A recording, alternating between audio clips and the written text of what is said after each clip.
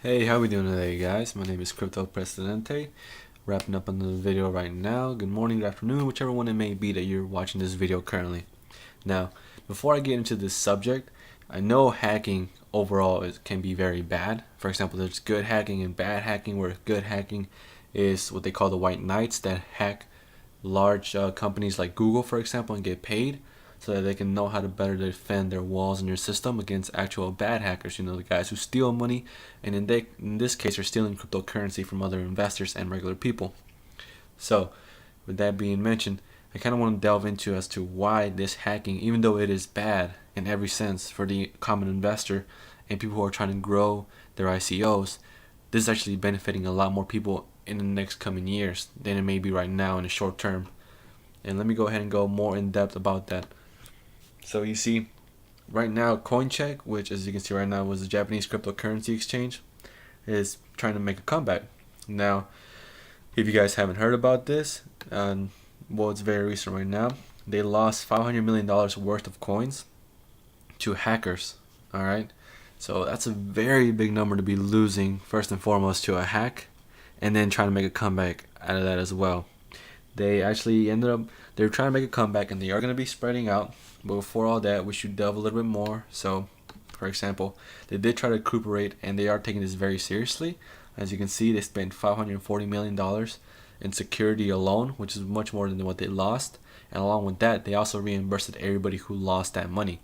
So I know hacking and losing your coins can be a bad thing, but on these official platforms where things are taken very strictly and seriously, you are going to be able to, have your money given back to you by that platform if it is stolen from you. And in this case, it very much well is. Of course, it's going to be that, that gray area where it might be an individual who gets hacked, but on a borderline scale like this, you're going to get recompensated, because if not, they're going to lose other investors on that platform. Now you see, the new Monex chief executive, which is Mr. Oki Matsumoto, he actually has very high hopes for CoinCheck moving on up from out of here. So you see, he hasn't told us when he plans to expand onto the US, but they are being very vocal about these plans, and they have stated as well that Japan, they're gonna next month, they're going to be applying for that official license to be secure as an exchange. So next month they're going to be doing that in their own home country, and they want to expand on outward to the west. I have said this before.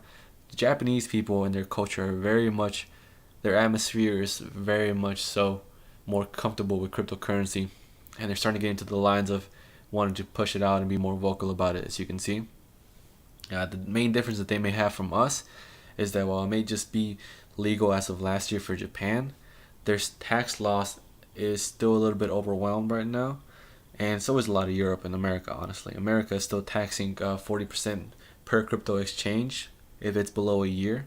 So obviously, everybody's still on the rocks right now where it's gonna go. But at the end of the day, we're making progress. Now, if you guys did not know, their Monex shares did surge actually by 98% since the news of CoinCheck taking over emerged, and since Mr. Oki Matsumoto was in charge of this.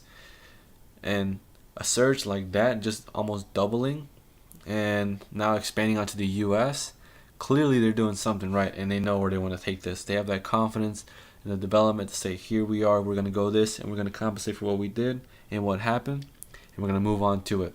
Now, this in case is a long-term goodness that came out of a short-term bad. And to elaborate, think of it as a yin and yang, or there's good and the bad and there's bad and the good. Well, here's the good and the bad. The good and the bad is going to outweigh the bad that happened. And it's going to mean a lot more investors coming into cryptocurrency, because now these platforms are going to have better security. And it's not like you get hacked once and it happens again for the same reason. No, you get hacked once and it may happen again, but it's going to happen in a different manner.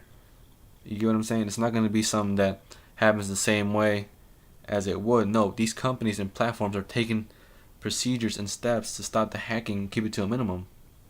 And it's only going to keep evolving and going over time. It's going to be a lot better for everybody who uses cryptocurrency. It's not just the Japanese. It's going to benefit American companies, new ICOs and platforms, so they know what not to do and what they can do to stop from being hacked and losing people's portfolios. Now, when it comes to cryptocurrency as a whole, you know, Mr. Mr. Matsumoto actually believes that regularity is required with cryptocurrency, especially in the US. And in all honesty, I do believe I agree with him on that point. You see, right now, I want to show you guys something real quick. PayPal wants to support crypto, and NASDAQ earlier this month also said they wanted to support crypto in the future. Not currently, but they are keeping their door open for cryptocurrency if it stops being so volatile and being more secure, and probably has some more regularity around it, you see. Because the day-to-day investors, the consumers, we are investing in it and we're stabilizing it right now. But for the big boys, the big companies, PayPal, Facebook, all the ones that are trying to get into crypto right now, they do need a set of rules, a regularity, how to classify a cryptocurrency or a coin itself, because once they have that, they can open it up to smaller middlemen or other markets, and not only gain a profit from a consumer but from other markets. Because you got to consider, they're not just trying to make money out of the consumer, they want to make money off of other businesses as well. And it's vice versa. It's not something that's negative. It's just the plain fact that companies need to grow and prosper, and it's not the consumer is going to keep them holding the whole time. You need other businesses as a middleman as well, if they require that, to keep wages low and profits high. And you need this sort of classification for both companies to know where they're going to stand at. And if you have volatility like this, where Bitcoin was at 10,000 close to 3 weeks ago, and now it's dropping to 8,000, close to 9,000, that's a lot of volatility. If any contracts or any plans go through, that's going to be really bad, because you're automatically just losing money. Nobody wants to lose money, obviously. And the world, a lot of countries and states are becoming a lot more friendly towards this. For example, I know France, their taxes on cryptocurrency, which used to be double what it is right now, was cut to 19%. And Japan, while it is legal, their levy on the tax is 55%. So, as you can see, we're making progress in the atmosphere, but not in the laws. And that's where the regulation may need to come in for a lot of these companies like PayPal to finally choose a coin. And actually, quite a little fun fact: a while back, when Verge was on the verge of releasing who their new partner was going to be, a lot of people thought it was going to be PayPal. If you do not know, they actually partnered with Pornhub and their mother company. But still, word's getting out there that a lot of these cryptocurrencies are going in with big partners right now. And just to show a little reference, the SBI Holdings Group that I've been talking about on my last video, well, they're from Japan as well, as you can see, and they have invested about $10 million, I believe I said on that video, that they're trying to expand onto Europe. Okay, so we have SBI expanding to Europe, and we also have CoinCheck over here wanting to expand to the US. They don't have a set date just yet, but it is written that they want to expand. A lot of these platforms are wanting to expand a lot more, and it's very good news. When it comes to hacking, it's really bad that everybody's losing money, but at the same time, it's a yin and yang setup. You gotta take the good with the bad and the bad with the good. This right here is showing us that right now, a lot of these companies, if they have been hacked, and a lot of news this past 2 weeks have been just about that. It's just straight hacks, but it's good for the security.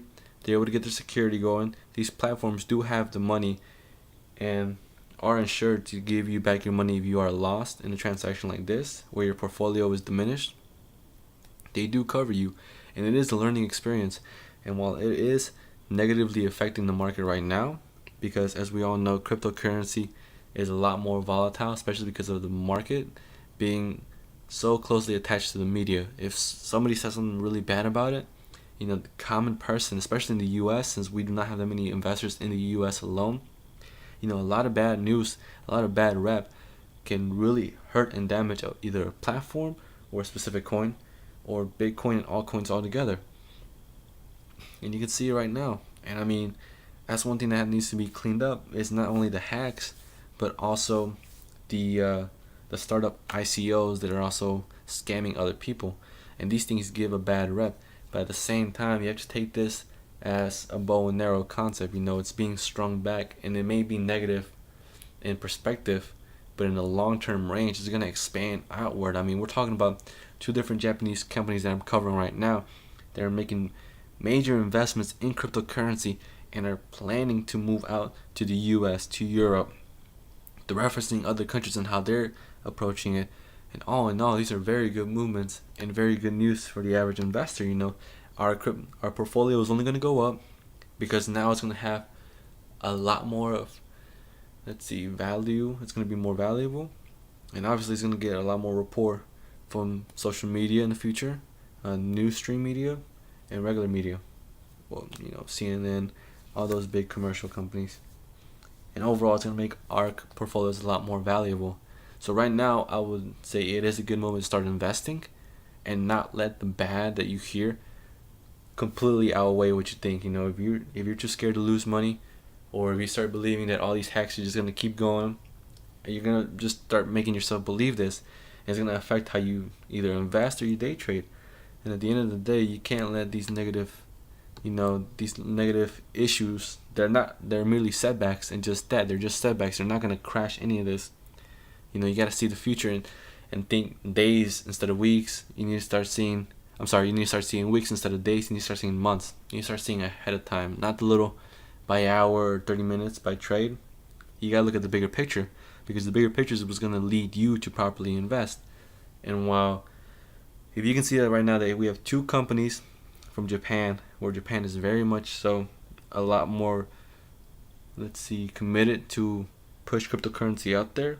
I would definitely recommend people to start investing and not letting these setbacks hold you back. Overall, it is bad that people are getting hacked. It is awful, especially on the media side, because that can be tainting of a lot of coins, a lot of platforms. But if the numbers are showing us that it's growing and it's going to go and move on, then we should take the numbers right now and start investing for the future. As always, I definitely do believe myself that our platform is going to go by value. I know Bitcoin's going to go up. I'm not really going to sit here and dish out numbers like I know what's going to happen. But if examples are being shown, history will repeat itself and it will go up. But anyways, that's just my opinion, and this is just my research. Do let me know what you guys think. If you guys think I am wrong, just let me know what I am wrong, what I could be doing differently as well, if you have an issue with the video. Overall, just to recap, I feel like these hacks are really bad overall, but they're just minor setbacks, and we're only going to be moving forward from there. As always, if you guys did enjoy the video, please do like and subscribe. Let me know how you guys feel. I am going to go ahead and dish out another video later on this week about, I'll leave that subject up to debate right now. For the meantime, let's just see where this is going to go. Alright, you guys have a good day. Thank you very much.